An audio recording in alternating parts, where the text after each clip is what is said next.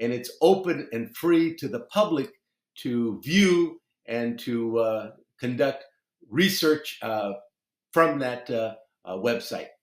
So what I wanted to do was to share with you the contributions of Latinos since the inception and the founding of our country.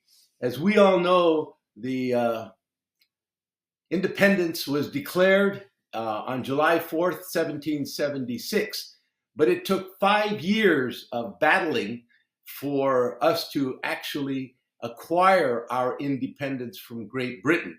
It wasn't until 1781 that in the Treaty of Paris, Great Britain let the 13 colonies be independent.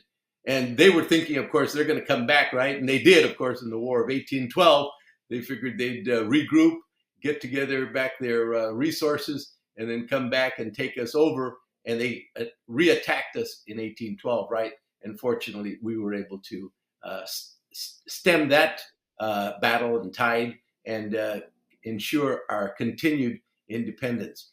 But in 1776, when the founders of our country launched the war against Great Britain and their independence, Spain was neighboring, was a country that had all the neighboring area all around the 13 colonies, and Spain came to the aid of the colonists. A lot of people think that it was only France, but it was Spain that contributed $1 million in gold as a loan to the Continental Congress so that it could pay for supplies, ammunition, guns,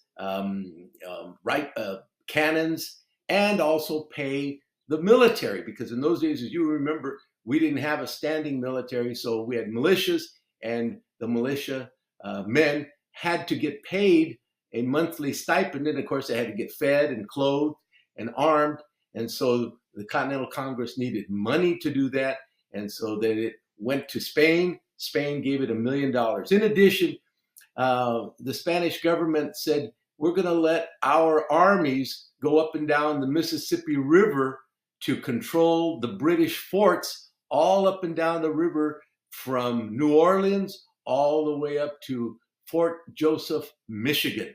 And under General Bernardo Galvez, he had a 6,000 plus man army and sailors going up and down the river, capturing key forts that the British had and controlled on the eastern side of the Mississippi River. Spain controlled the western side of the Mississippi River all the way to the west coast. That was all the Louisiana territory, but it was, the Southwest.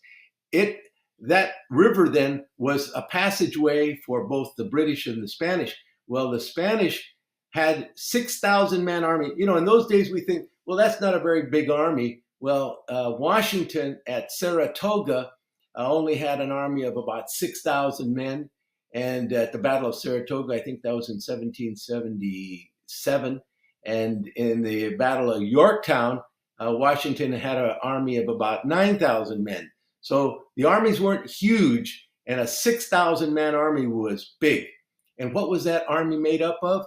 Latinos. It was made up of Dominicans, Cubans, Mexicans, all these peoples that were part of the Spanish Empire